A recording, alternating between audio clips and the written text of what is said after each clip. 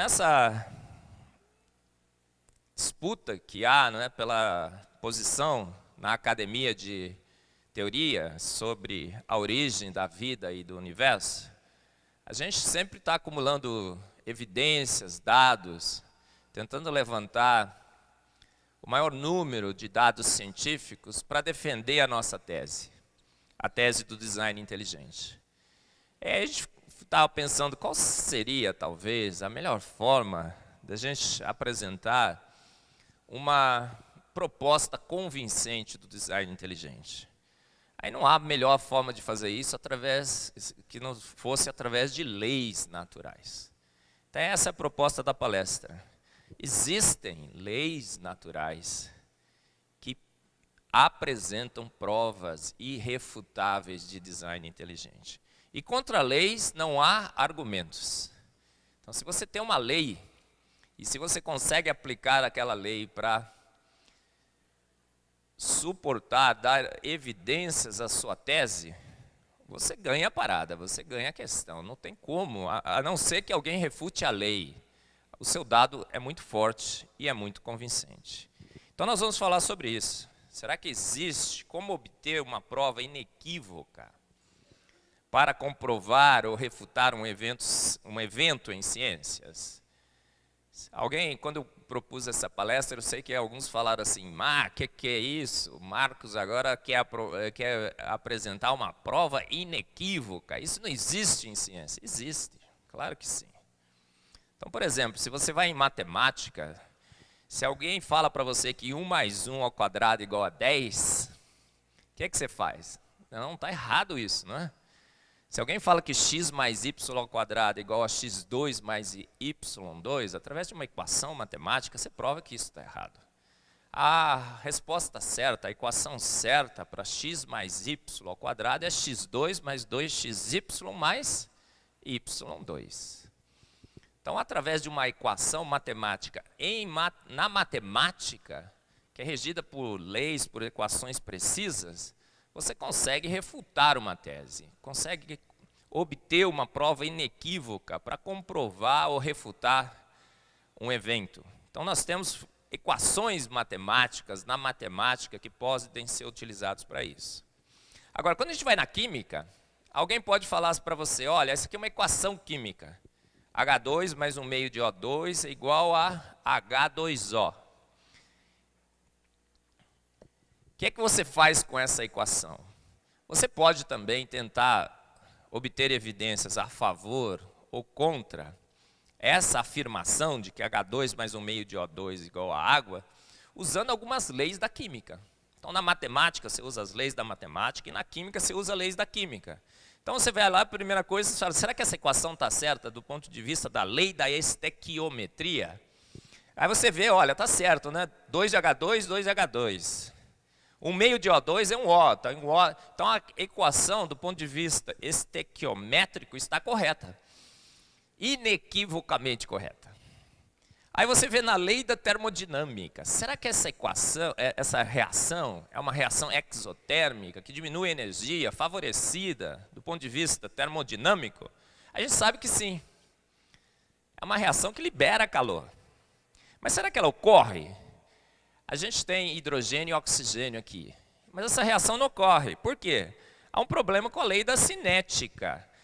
Os produtos são mais estáveis do que os reagentes, mas para você transformar aqui os produtos em reagentes, você tem que vencer uma barreira, a energia de ativação. Você tem que romper as ligações do hidrogênio e do oxigênio para poder formar novas ligações. Então a gente sabe que essa reação é extremamente lenta. Então aqui nós temos o quê? Olha, essa reação não vai ocorrer, a não ser que você use um catalisador, que você tenha uma faísca elétrica, que você favoreça essa reação de alguma forma. Você tem que vencer as leis da cinética. Então, sem um catalisador, essa reação é lenta demais. Não dá para ocorrer. Agora, o problema surge quando a gente vai para a biologia. Então, as leis da química são muito bem definidas, são muito bem estudadas. Você tem as leis termodinâmicas, ΔG, como a gente viu aqui. Na matemática, a gente tem as equações matemáticas, os teoremas e tudo mais. Mas quando a gente vai em biologia, a coisa fica um pouco mais difícil para a gente estabelecer leis. Mas talvez a matemática possa ser aplicada às vezes à biologia. Um exemplo clássico é esse, ó. 24 é igual a 23? Não, a gente sabe por matemática que 24 é diferente de 23. E a gente pode eventualmente aplicar isso em biologia. Como? Quantos pares de cromossomos têm os chimpanzés, que dizem que são os nossos primos? Eles têm 24. E nós temos 23. Como que a evolução propõe que essa diferença foi resolvida? Através de uma fusão cromossômica. Os dois cromossomos 2B e 2A dos chimpanzés teriam se fundido e formado o cromossomo 2. O que a gente sabe hoje? Isso é uma ilusão, não existe. Não existe nenhum processo de fusão crômica demonstrada no universo. Nunca aconteceu. E a tal cicatriz que eles imaginavam que existia no nosso cromossomo 2, não existe. Não é uma cicatriz. Então, matematicamente, na biologia, você prova que você não tem uma ancestralidade comum com os chimpanzés. Por quê? 24 é diferente de 23. Uma prova inequívoca e irrefutável da nossa não ancestralidade símia comum com os chimpanzés. Bom, e na física? Você vai na física, como é que você consegue refutar ou comprovar um evento? Esse aqui provavelmente foi lá em Barcelona, tem uma rua muito famosa, o pessoal fica lá, né? Aí quando você vê um pessoal aqui na rua fazendo essa demonstração, e o sujeito está ali tentando analisar, tá vendo? Ele está apontando, falando, será que isso é possível? Seria possível levitar no nosso planeta? Parece, né, que esse rapaz aqui está simplesmente levitando e segurando ali aquele mastro para ele não sair voando, não é assim? Mas a gente sabe que isso não é possível. Você acha que esse evento é possível, da levitação? Não, por quê? Porque a gente sabe que existe uma lei universal, a lei da gravidade. As coisas não caem para cima, as coisas não ficam levitando, as coisas caem para baixo. Aquele sujeito deveria ter caído, então existe algum truque ali, não existe? Você sabe qual é? Eu não sei. Mas que existe um truque ali, existe. Porque a lei da gravidade, ela é cruel. Você não tem como não obedecê-la.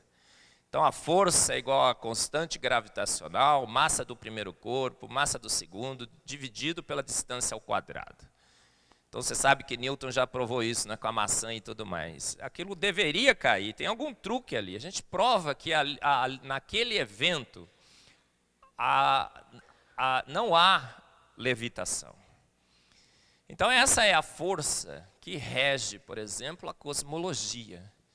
Então, em cosmologia, os eventos todos podem ser checados contra a força gravitacional.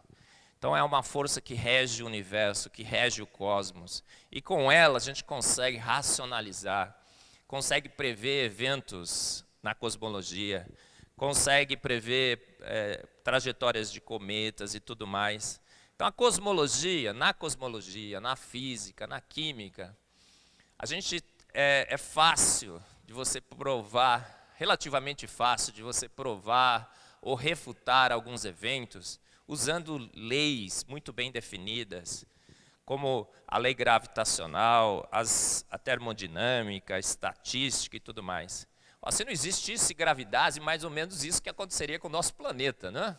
A gravidade é extremamente importante no cosmos e tudo mais. O planeta simplesmente se desfaria e você seria lançado para o cosmos ardendo.